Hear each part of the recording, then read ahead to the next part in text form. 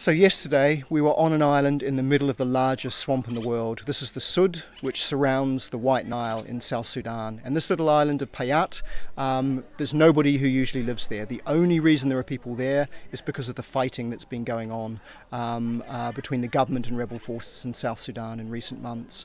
So they came through the swamp, they took plastic sheets, they wrapped their children in the plastic sheets and towed them through the swamp, waist deep water, towing the children behind them in these plastic sheets. When they needed to stop, they picked reeds, they made like a kind of floating island out of the reeds, and they put the children on this floating island of reeds. And then the women were diving into the water to find the roots of the water lilies, which are edible, and they're scraping the covers off them with their fingernails, and then they're feeding their children these roots of these water lilies to eat. And then they get to the island, and it's a place of safety, and Oxfam found them there, and they put in a well to make sure they'd have clean water, they put in toilets to make sure that there wasn't a problem with disease spreading through open defecation. So that was a big step forward, but many of them, despite Oxfam's help, missed out on registering for the food distributions that are run by the UN in Nyale, which is 8 hours walk through the swamp. We went by canoe. It took us 4 hours, and it was a pretty tough trip in a canoe, and I wasn't even the one doing the punting. It's a long time to spend in the tropical sun. So what people say is they missed out on the food ration, but some people did get registered, and those people are sharing it. I talked to one older woman who was there with her large extended family, and I said, well, how long does your food ration last? And thinking, well, it should last most of the 2 months. And she said, well, it lasts 1 or 2 weeks. And I said, well, why is that? And she said, well, we share it with our neighbours. And I said, well, that's very good of you, but why do you share your food with your neighbours when it's given to you? And she said, how can I live if my neighbours' children are starving and I don't feed them? Either we all die together or we all live.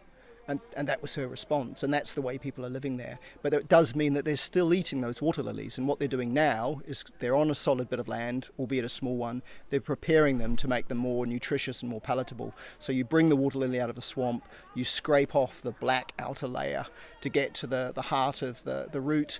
You then dry it out in the sun, and then you pound it into a flour, and then you take the flour and you mix it with water and you boil it to make a kind of a porridge. And one of our group, the photographer, actually tried some of the stuff, and she said it's perfectly fine. It's completely bland and tasteless. It's a bit like a very bland porridge.